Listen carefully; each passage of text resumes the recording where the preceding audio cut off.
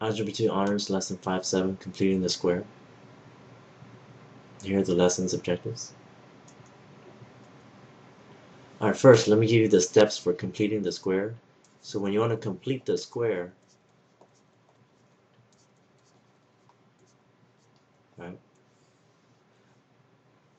here are the steps. The first thing, alright, you want to get A and B on one side, alright, and C on the other.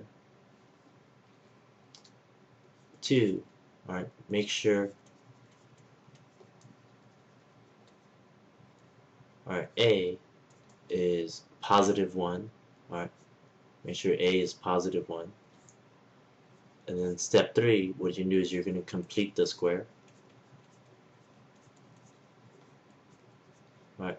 So when you're completing the square, what you do is you take B, divide by 2, right, and then you square it. Right. So whatever B is, divide by 2, and then you square it. And whatever value you get, that's what you add to both sides of the equal sign. Okay. So these are the steps to completing the square. All right.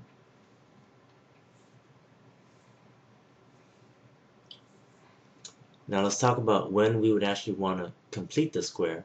Okay, when you get a problem that can't be factored, right, and you're trying to solve it, that's when you want to complete the square. Okay, so let's take a look at this problem right here. If we try and factor this, okay, if we try and factor this, all right, 1 times 5 is 5.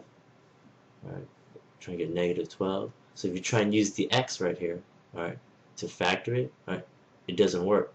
All right, the only way to get 5 is 1 and 5, and we'll never get negative 12. So the x doesn't work. So in order to solve it, you could use completing the square or the quadratic formula. Okay. So let's complete the square here. So we want a and b. Remember these values here. This is a, this is b, and this is c. These values, we want a and b on one side together. So we'll minus 5 and minus 5. So we end up with x squared minus 12x, and I leave a space here, is equal to negative 5. And then the next step, you want to make sure a is positive 1. Is a positive 1? Yes. If once a is positive 1, we can move to completing the square. So when you complete the square, what you do is you take b, whatever b is, so b is negative 12 right now, right, negative 12. You divide it by 2, and then you square it. So negative 12 divided by 2, alright, gives you negative 6 squared, so that'll give you 36. Whatever this number is, that's what you add to both sides of the equal sign. So we're going to add 36 to both sides. Right? So this is going to give us right here 31. And over here, once you complete the square, what happens is this becomes a perfect square trinomial. Okay? If you try and factor this now, alright, it'll be factorable. Alright, and what you're going to get is, alright, I kind of teach you a shortcut. You're always going to get the same binomial twice. Alright, whatever sign is in the middle here, alright, is going to be right here. Alright, how do you get x squared? Alright, well, that's going to be x times x. How do you get 36? Alright, well, that's going to be 6. So to get these numbers right here, what you're kind of doing is you're taking the square root, alright, of these values. Alright, the square root of x squared is x. The square root of 36 is 6. That's how you get these numbers here. And whatever sign is right here goes right here. If it's negative, this is negative. If this is positive, this is positive. Okay? So once you have this, in order to get the exponent to cancel, what you're going to need to do next is to square root both sides. Because the square root and the exponent will cancel, you'll be left with x minus 6 is equal to, since we square root both sides, we're going to have a positive and negative square root 31. You want to check to see if you can break this down. If you can't, go ahead and leave it alone. Alright, last step is to add 6 to both sides. So we get x is equal to 6 plus or minus the square root of 31. Alright, if these are not like terms, okay, you could stop here, alright, because you're not going to be able to combine like terms anyway. Okay, so this would be your answer. Right?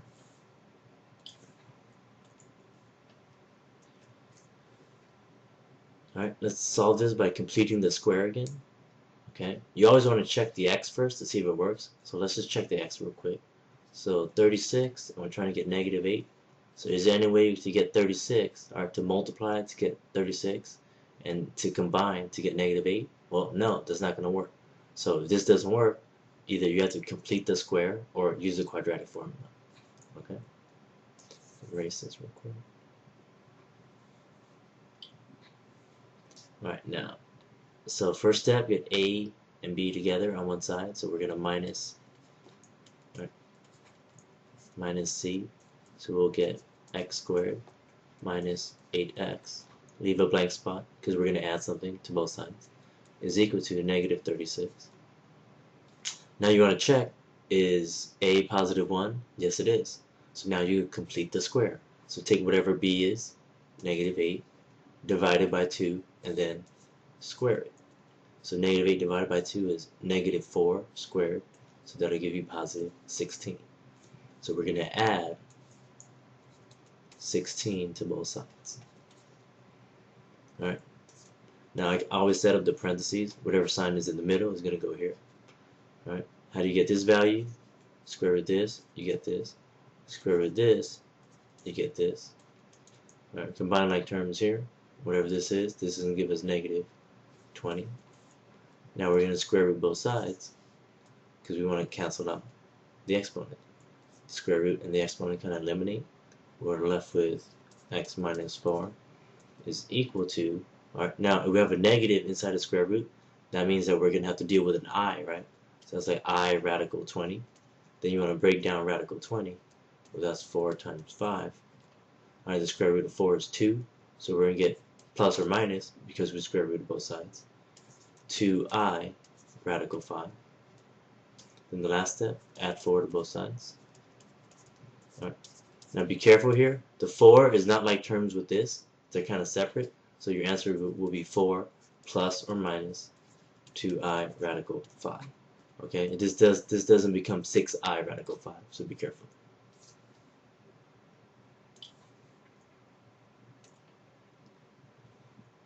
Alright, so let's do a problem where a isn't, alright, where a is not positive 1. Alright, so right here, remember we want a and b together on one side. So what I would do first here is I would minus 6x. Alright, so we're going to end up with 5x squared minus 6x is equal to 8. Now we can't complete the square yet. Alright, you have to be careful because this is not positive 1. If it's not positive 1, alright, you have to make it positive 1. So what can we do to make it positive 1? What we're going to do is we're going to divide by whatever this number is. So divide everything by 5.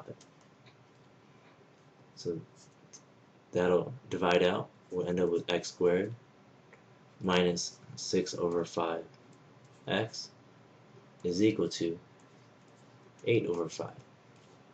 Now we could complete the square. Alright, so when we complete the square, we take whatever b is. If b is a fraction, the b is a fraction. Negative 6 over 5. Then what do? We divide it by 2, and then we square it. Okay?